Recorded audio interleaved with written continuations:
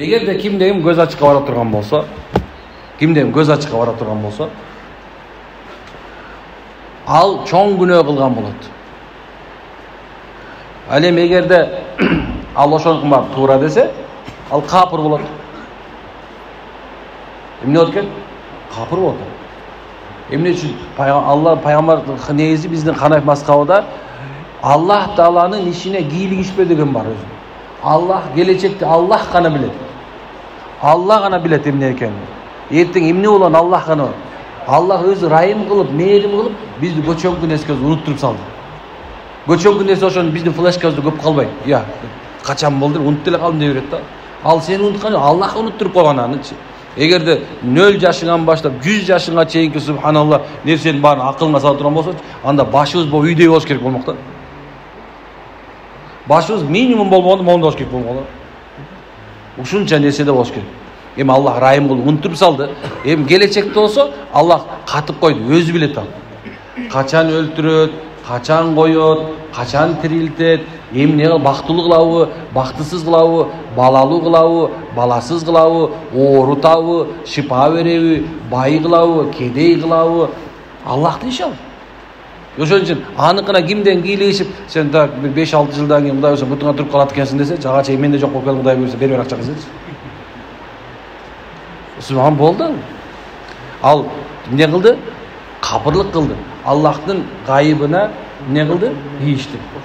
Демек, Аллах Тааланын ишине эмне кылды? Ал Алланын ишине кийлигишти. Ошол себептен Алла Тааланын ишине кийлигишпеш керек. Ошол көз ачык, ошол келечекке кийлигишти. Эми ошонукун туура деген себебинен сен капыр болдуң. Аллах билгизгендерден башкасы. Авалги кээ бир нерсе, мисалы пайгамбар саллаллаху алейхи ва саллям Жабриил периште келип, "Эй Мухаммад, сен акыр заман жөнүндө эмне билесиң?" дегенде сурап аткан. Суралуучу караганда жакшыраак билет деп атпайбы? Ал Жабриил периште деген пайгамбар билди. Эми айтып аткан жакшыраак ким билет экен? Сурап аткан дегенде, анын билген мейлі айт кейбірлерінен, пайғамбар саллаллаху алейхи ва саллям Аллах эмне билгизген болсо, ошол нерсени айтып атпайбы? Ошол кичинекей, акыр замандын кичинекей белгилерин, андан кийинкиси кыяматка жакын боло турган 10 чоң белгисин айтып берет атпайбы пайгамбар саллаллаху алейхи ва саллям? Аллах билгизгени гана. Андан ашкысын пайгамбар айта албайт. Бирок эл пайгамбар саллаллаху алейхи ва саллямга мен бактылуу боламын же бактысыз боламын десе, пайгамбар саллаллаху алейхи ва саллям сен аракет кыла бер деди. Эгерде сага Алла Таала динди намаз окушу оңой кылган болсо, сен субхан орзо тушту оңой кылган болсо, зикир чыгышту оңой кылган болсо, демек субханалла сен бактылыктын жолунда таптың деп атпайбы? Эгерде сага ушул нерсе кылып атканыңыз оор болсо, анда сен бактысыздык жолуна баратасың. Ал бактылуу болот деселе 5 балаң, 3 катының, 10 үйүң, 4 машинең, дагы бирден көз болсо эле сен душа компания болсоң эле сен бактылуу эмессиң да. Мунун бардыгы да муктаждык эле. Ушундай туган, ошол себептен бактылык чыгып, качан сен удхулул жанна бейишке кир дегенде, мына ошондон сен бактылсың. Бактысыз кир жаханнамга, киргин отко дегенде, мына ошондо бактысыз болот. А бул дүйнө бактылуу да бактысыз да жок. Болгон нерсе ушул, Алла кимге дин берген болсо бактылуу, ким динден Аллахты айырып салган болсо аны ал бактысыз. Этет болуш керек. Ошон үчүн ал эми кимде ким корголдорду мүнтүп, ыргытып туруп, сенин уюң каякта экенин таап берем дегендерге барып алсаң, сен капыр болбойсуң. Сен субханалла чоң күнөөкөр болосуң. 40 күндүк намазың кабыл болбойт. Ким ошол жанагындай коргол ыргытып, жанагындай таштарды ыргытып, мындай айтканда, байкем каякка жоголуп кетти экен, күйөөм каякта экенин издеп таап бер дегендер бар го. Ошолорго бар ишене турган болсо 40 күндүк намазы кабыл болбойт экен. Ал эми кимдегим астропрогноз деп жанагындай мен эмнеле теке чээрмин, бука чаармын, тоок чаармын деши да болот. Ошо гороскопко ишене турган болсо, субханалла, ал адам ошондой эле ширк кылган болот. Ошол эле субханалла эмне экен? Күнөөкөр болуп калат. Тагдырды Алла чечкен. Алланын тагдырына кийлигишпек эле кереги жок. Алла бизге сабыр кылып турушка fa innamal usri yusra innamal usri yusra. Албетте силерге келген жаманчылыктын аркасында жакшылык бар. Албетте кайрат fa innamal кайрат Алла Таала сөзсүз силердин аркаңардан алдыңарга келген жаманчылыктын аркасында алдында келечекте иншалла жеңилчилик бар. Юсра жөнөкөй эле жеңилчилик эмес да. Алдында жүр экөө дейт. Анткени Аллахта эки жол айтылып атабы дейт. Мисалса бүгүн үй бүлөң менен урушуп атасың. Сен ошого сабыр кылып койдуң. Эми эмне болду? Сен сабыр кылып машалла кой ушул үй бүлөм бузуп албайын деп сабыр кылып турдуң, субханалла. Талак деп басып кетип калган жоксуң. Бирок сен сабырды кылдың. Аял болсо субхана кой, ушу күйөм бар. Мындай айтканда алтын баш демеден бака башты эр жакшы демекчи. Кой ушу күйөмдү мейли эркек да урушуп алсын деп да баягы сабыр кыл да оозуна субхана бир ташты тиштеп туруп же колуна каты тиштеп алып туруп сабыр кылып койду. 2-3 күн оорчулук болду. Машалла 3-4 күндөн кийин кайра жашоосу рахат болуп кетти. Биз ошол экен Алла Таала айтып атпайбы, силер сабырсызсыңар, силер шашкалаксыңар, силер жетишкен нерсе кыла албай атасыңар деп ушул да. Аллаху акбар. Бүгүн сен соодаңда эч нерсе болбой атат. Бүгүн сен ушул нерсе сабыр кыл. Бүгүн бир шым сатсаң да, бир кусок нан сатсаң дагы, бир килограмм сахар сатсаң дагы, субханалла, ошол нерсе сабыр кыл. Иншалла, Алла ушуга береке бер. Деп сабыр кылып турдуң, иншалла. Оорчулук болду. Сен ошол жерден кетип калган жоксуң. Кыргызча айтмакчы, чынар терек бир жерден көгөрөт дегендей. Сен бир нерсени кыла бердиң, ошол жерде тура бердиң. Субханалла, кредит алып баса калган жоксуң, жок харам ичип сүткорлук кыла калган жоксуң, көз ачыкка чуркап ийген жоксуң. Сабыр кылып турдуң, иншалла. Алла Таала эмне кылды? Сага эки эсе даражаны, эки эсе берекени берип койду. Карчы кандай нерсе? Сен баласыз болуп атасың. Аллахым субханалла, сен сабыр кылган себебинен эмне кылды? Алла сага 5 бала менен белек кылып берип койду керек болсо. Кыргызда жакшы ниеттеп бирөө мындай бир бакма балдар багып алгандар да бар. Мунун өз маселеси бар, туура. Бакканын соогун аласың, бирок бир нече убакыт келгенде кыз боло турган болсо, баккан атасы, эркек боло турган болсо, баккан энеси анын жанында мындай айтканда нике өтө турган болуп калат дагы, аны баягыда кызым деп бетине өбөй албай калат. Анын бакканын соогун алды машалла. Бир нече убакытта мен сени багып алгам соопчулук үчүн деп баягы жакшы мамиле кылып, анын байлыгын тартып албай, анын нерсесин тыгылып албай, жакшы мамиле кылып коюш шарт да туурабы?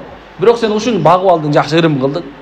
Машалла, Аллахым сен ушул кылган жакшы ихсан, негизде кылган жакшылыктын аркасында 10 же 700 эсе даража бар турган. Бүгүн сен кетип бартасың, акыркы акчаң эле. Тең тушуң, досуң, бир тууганың чалды. Ушундай кыйналып калдым. Сен билесиң ал сага эчтеке бере албайт. Эртең карзың акчаңды бербейт. Бирок сен айлыгыңды алып кетип бараткансың. Сен көрүп турасың. Дегенде өзүңдүн үй бүлөңө керекчесин алып калдың дагы, эмне кылдың? Ошону ажатын ачып койдуң. Сен унутпа, ал бербей эле койсун ал. Бирок сенин кылган жакшылыгың себебинен келечекте субханалла, Алла Таала 10дон 700 эсе жакшылыктар бар экен, унутпаш керек. Биз ушуну унутуп калган себебинен кыйналып жүрөбүз азыр. Биз ушуну унутуп калдык, кыйналып атабыз. Биздин жашообуз кыйынчылыкка түшүп болду. Биз салих, жакшы жана субханалла мындай Аллаха жага турган ошол негизинде Алла кайсы амалдар жагат десе, качан сен башка бир досуңду, мисалы алсаң энеңди дейли, атаңды, бир тууганыңды, бир тууганын ичинен бөтөнчө кыз карындаштарыңарды, кыздарыңарды, анан кийин кошуналарыңды сен ошол сүйүнсөң, ошолорго субханалла эркек күйөөсү аялын сүйүнтө турган болсо, бир аз жакшы сөз менен иншалла, мына ошого Аллахка ыраазы болот. Пенденин разы болушу Аллахтын разы менен байланган турган. Биз ушуну кыла албай калдык. Ошон үчүн биз бактысызбыз азыр. Көчөм мен Алла жолуна чыгып жүргөндө бул 6 сыпат деп коет билесиздер, Ошол жерде 4-чү сыпат бар, Икрам Муслимде окот. Ошонун анан пайдасы деген нерсеси бар. Ойлонуп көрдүм, пайдасы субхан душманчылыктан сактайт экен. Пайдасы душманчылыктан сактайт экен. Анан сүйлөп ойлонуп атам, кандай душманчылык сактайт бул? Эмне деген? Жосу мен ассаламу алейкум деп койсом эле баягы жакшы мамиле. Жок. Көрсө, мына бул жердеги өзүңдүн башка бирөөнө болгон душманчылык сактайт экен түшүндүм да. Бирөө мага аябай катуу ачуума тийди. Анан кетип баратам да, мындай эме алсам, как будто субханалла азыр мешитке барсам эле же болбосо тиги жерге барсам эле ошол мага жаманчылык кылып койчу деген сөз эле мен ошо контурду издеп баштадым да. Азыр бир нерсе сүйлөсөм, момдай сүйлөйм азыр. Мом десе мом деп. Анан тык дечти. Субханалла.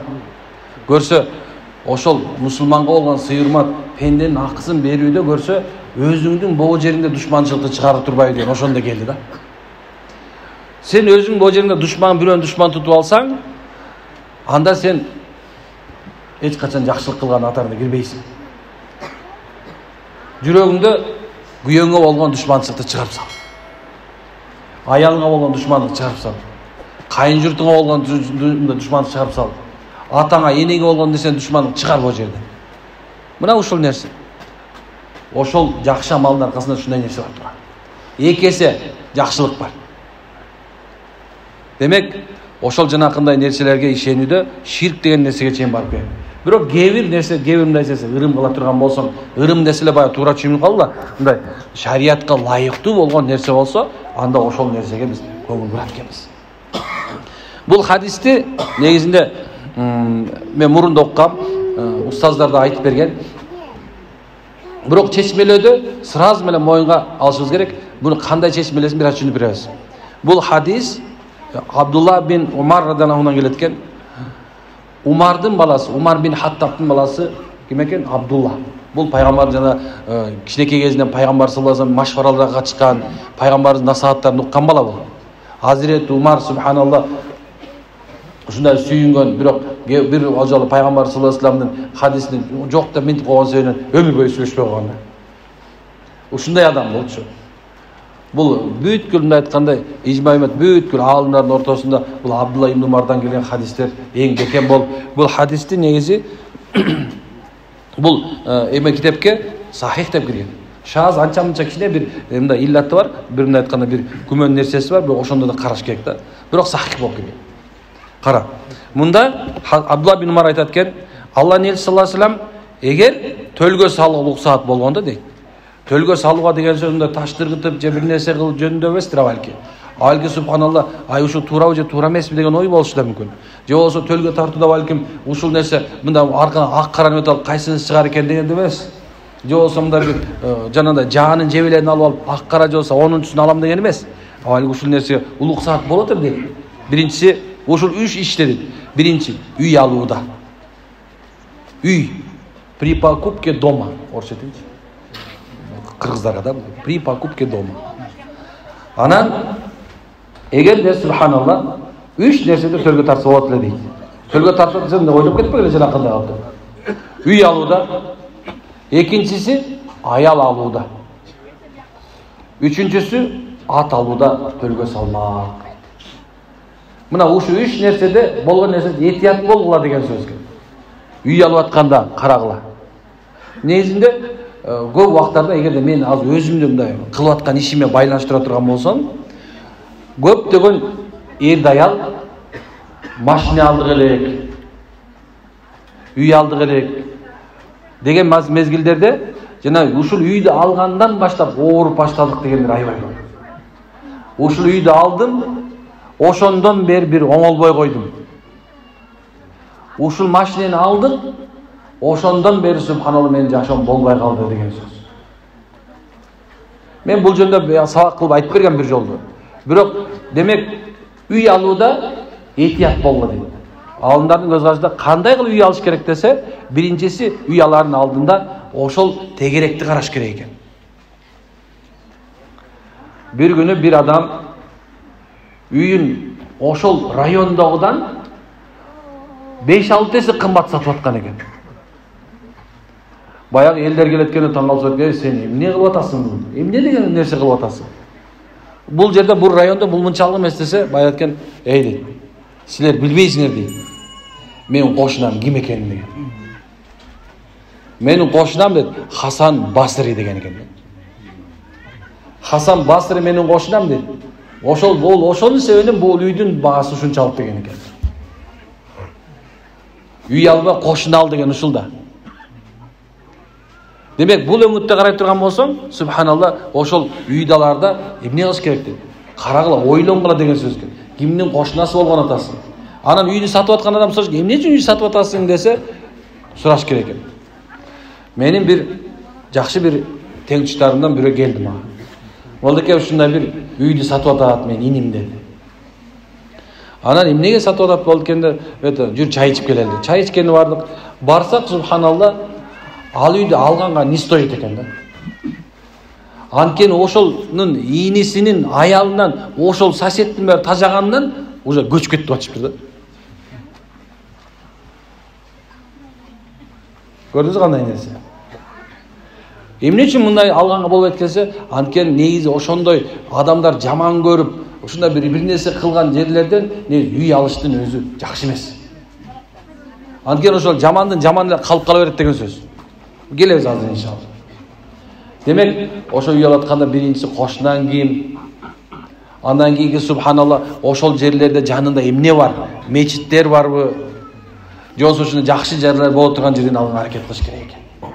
Биз азыр мектеби жакын, садиги жакын, анан глобус жакын болуш керек да аларгачы бүт.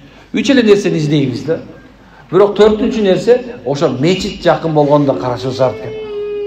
Аллаху акбар десе, ошол азан айтылгандан баштап бүткөнгө чейин шайтан аркасына от коюп салгансып, субханалла, жел чыгарып 56 километр качат экен.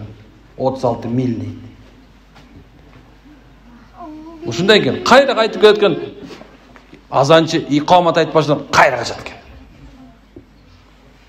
Үйүңдүн жаны мечиттин жанында отурган болсо, машалла, 5 маал намазың мечиттин ичинде окула турган болот экен. Сенин жанында дайыма салам, ассаламу алейкум деп чыгып барасаң, ассаламу алейкум деген адамдар болот экен. Бул бейиштин жити эмеспи? Ушундай нерсе. Кийин экинчи нерсе аял алууда. Бизде кара жолтой деген бар, билесиңерби? Ошо кара жолтой деген сөздү көбүнчөсү унутуп калды. Ошол себебинен аял алышта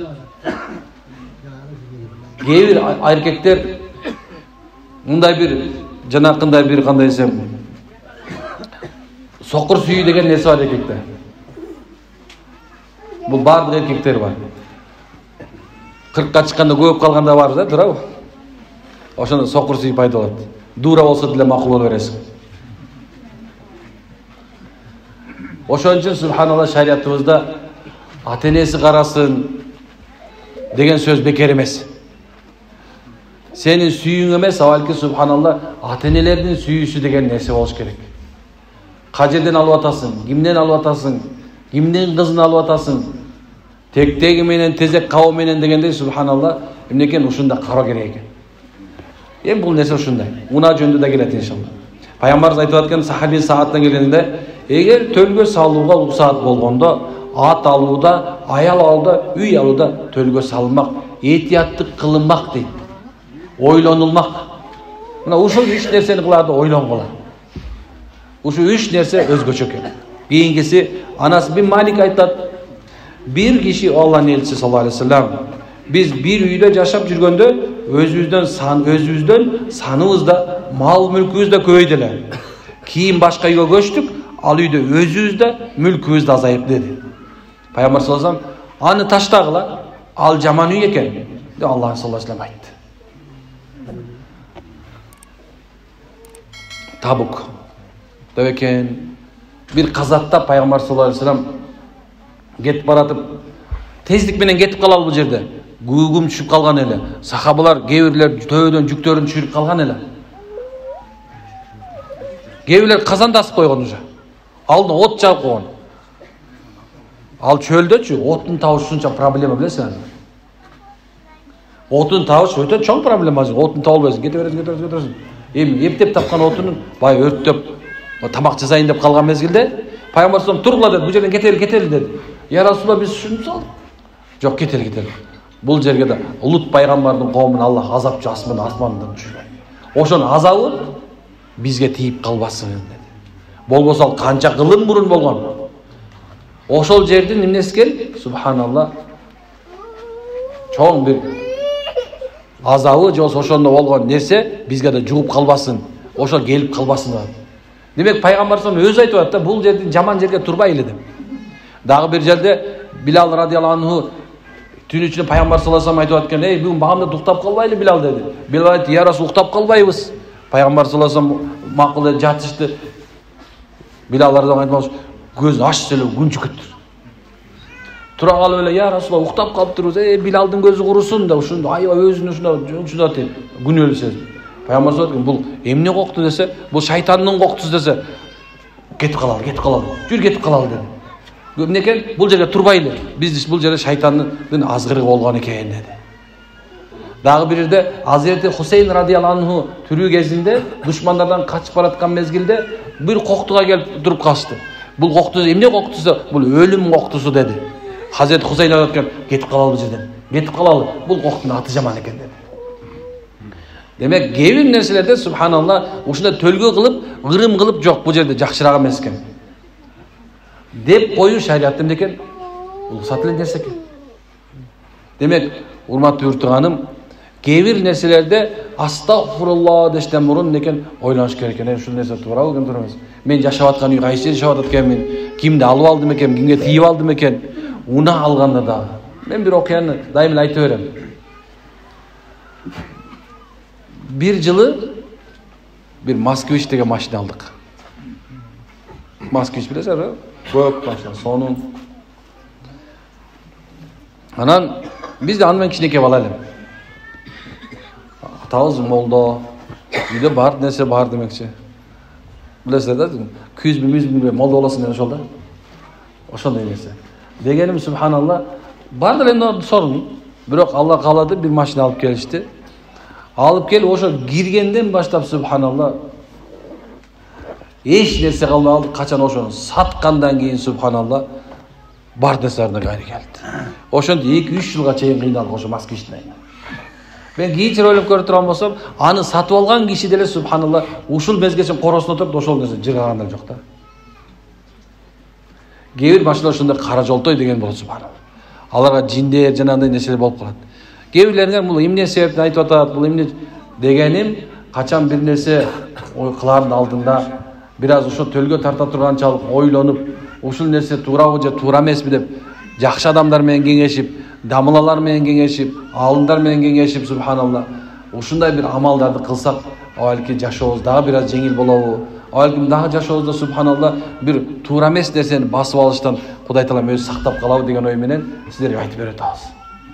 Кээ бирлер астагфирулла болбойт, жок, эмне болмок эле, эчтеке болбойт, шыпыргы турса тура берсин, жатса жата берсин дегендей субханалла, кээ бирлер ушундай нерсе көңүл бурбайт.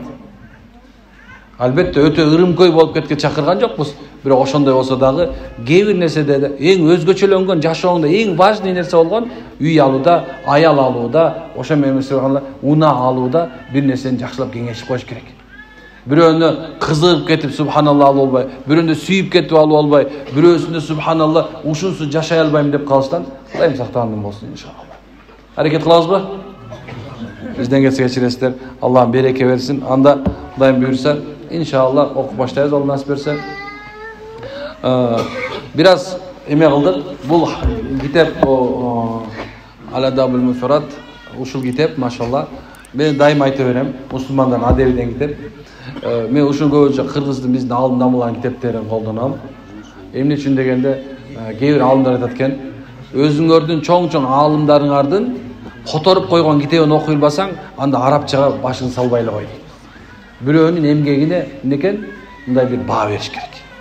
Макулбу? Анан ушундай китепти алып өзүнүн жашообузду иншалла